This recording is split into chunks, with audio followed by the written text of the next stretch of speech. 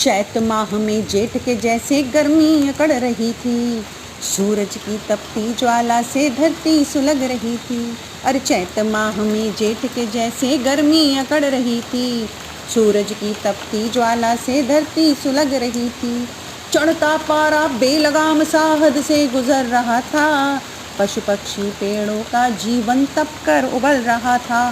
फिर क्या था, बादल के टुकड़े आपस में मिल आए। अरे फिर क्या था, बादल के टुकड़े आपस में मिल आए। काले काले बादल ऐसे आसमान में छाए कि दिन का सूरज नजरों से ओझल हो चला गया था, कि दिन का सूरज नजरों से ओझल हो चला गया था। और घुमड़ घुमड़ कर बादल फिर बूंदों में बरस गया था, घुमड़ घुमड़ कर बादल फिर बूंदों में बरस गया था।